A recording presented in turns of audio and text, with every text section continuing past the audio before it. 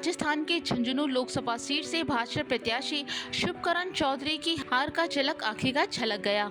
उन्होंने अपनी हार का कारण बताते हुए अपनी ही पार्टी पर बड़े सवाल खड़े कर दिए। शुभकरण चौधरी ने कहा कि अग्निवीर स्कीम की वजह से भाजपा को हार का सामना करना पड़ा है। उन्होंने अग्निवीर स्कीम पर बड़े सवाल भी खड़े करते हुए बदलाव करने की मांग की है। इसके अलावा शुभकरण चौधरी ने कहा कि मेरी वोटिंग के एक दिन पहले भी अग्निवीर में बदलाव करने की तैयारी की घोषणा हो जाती तो मैं चुनाव जीत जाता। अग्निवीर स्कीम की वजह से युवा हताश थे, जो भाजपा की हार का प्रमुख कारण बने हैं। इस दौरान शुभकरण चौधरी ने कहा कि अग्निवीर स्कीम की वजह से भाजपा वोटर्स पर काफी प्रभाव पड़ा है।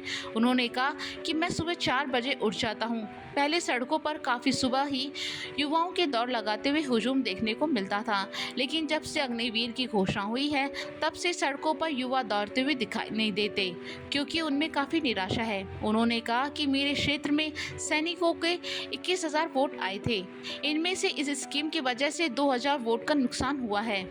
शुभकरण चौधरी ने अग्निवीर स्कीम को लेकर सवाल उठाते हुए कहा, पहले फौज में स्थायी नौकरी के लिए युवा भर्ती होने जाते थे, लेकिन अब 4 साल के लिए कौन भर्ती होना जाएगा। उन्होंने कहा कि अग्निवीर की ट्रेनिंग 24 सप्ताह की है।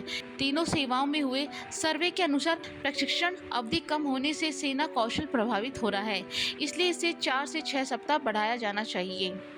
आपको बता दें कि अग्निवीर योजना में अधिकारियों के पद से नीचे के सैनिकों की भर्ती के लिए भारत सरकार की ओर से शुरू की गई एक योजना है। इसकी घोषणा 16 जून 2022 को की गई थी। इस योजना के तहत सेना में शामिल होने वाले जवानों को अग्निवीर के नाम से जाना जाएगा।